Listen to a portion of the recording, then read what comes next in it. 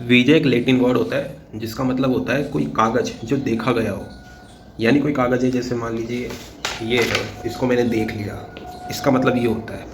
और ये किसी कंट्री के द्वारा किसी पर्सन को है ना, या किसी विजिटर को जारी किया जाता है, जिसका एरिया या जिसका मतलब होता है कि वो उस कंट्री के अंदर कितने टाइम तक कहाँ कहाँ घूम सकता है, ये सब इंक्लूड होता है इसके अंदर। किसी भी कंट्री का वीज़ा उस कंट्री का इमिग्रेशन ऑफिसर उसी टाइम पे डिनाई कर सकता है, ठीक है, किसी भी रीजन से। दुनिया में कुछ कंट्री ऐसी भी होती है जो फिजिकल वीज़ा कभी भी जारी नहीं करती, वो सिर्फ है ना इमिग्रेशन डेटाबेस के बेस पर ही है ना वीज़ा जारी करती है। यानी किसी पर्सन की डिटेल को इमिग्रेशन डेटाबेस पर है ना अपलोड करवा लेती है और उसके तहत ही उसको वो वीज़ा जारी करती है उस कंट्री का। वीज़ा की कोई ऐसे हिस्ट्री तो है नहीं, ठीक है, लेकिन 20वीं सेंचुरी की शुरुआत के अंदर यूरोप के अंदर है ना, जो यूरोपियन कंट्रीज़ है या यूरोपियन यूनियन है, उसके अंदर एक देश के अंदर से दूसरे देश के पास जाने के लिए पासपोर्ट और वीज़ा की ज़रूरत नहीं पड़ती थी। लेकिन क्या हुआ कि वर्ल्ड वॉर फर्स्ट और सेकंड के बाद में टेररिज्म और स्पाई को है ना रोकने के लिए सभी देशों ने पासपोर्ट को अलाउ कर दिया। लेकिन उस वक्त पासपोर्ट के साथ वीज़ा साथ में लगता था। लेकिन अब वीज़ा है ना एक अलग सेपरेट है ना डेटाबेस बन गया और अलग सेपरेट एक कागज़ बन गया, जिसकी वजह से वीज़ा लेने में बहुत ज़्यादा मुश्किल होती है अलग सेपरेट होने की वजह से। वरना है ना पहले क्या होता था कि एक पासपोर्ट मिल जाता, उसी के आधार पर आप हर कंट्री के अंदर घूम सकते थे। मैं एक पर्सन हूँ और मुझे यूएसए जाना है और मेरी कंट्री है इंडिया जहाँ पर मैं रहता हूँ, यहाँ पर यूएसए एम्बेसी नहीं है, तो मेरे को है ना यूएसए का वीज़ा लगाने के लिए थर्ड कंट्री के अंदर जाना पड़ेगा।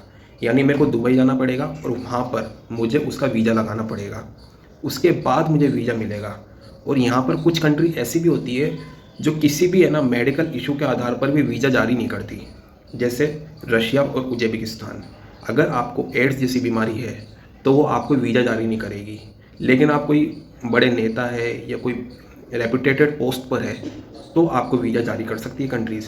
बल्कि ऐसे छोटे मोटे अपन जो पर्सन है या विजिटर्स है, इनको तो ये कभी भी वीज़ा जारी नहीं करती। कुछ कंट्री एक दूसरे को अपना है ना दुश्मन मानती है, तो उन दोनों के विजिटर्स एक दूसरे के कंट्री में नहीं जा सकते हैं। जैसे इजराइल है ना अरेबिक देशों को अब दुश्मन मानता है और अरेबिक देश है ना इजराइल को दुश्मन मानते हैं। इसकी वजह से यहाँ के जो पर्सन है ना कभी भी वहाँ नहीं जाते, और यहाँ अरेबिक जो विजिटर्स होते हैं वहाँ के लोग कभी भी इजराइल नहीं जाते हैं। वीज़ा बहुत तरीके के होते हैं, private visa, tourist visa, medical visa, business visa, digital nomad visa जिसके अंदर विजिटर उस देश के अंदर बहुत लंबे टाइम तक रहना चाहता है इसलिए लिया जाता है, student visa, working visa, pensioner visa, और बहुत तरीके के वीज़ास होते हैं जैसे मैरिज वीज़ा, पार्टनर वीज़ा। ये किसी भी पर्सन के लिए वीज़ा जारी करने के जो है ना कमांड होती है ना, वो उस पर्सन के है ना कंट्री के पासपोर्ट पर निर्भर करती है, जो कि है ना हैंडल पासपोर्ट रिपोर्ट डिसाइड करती है।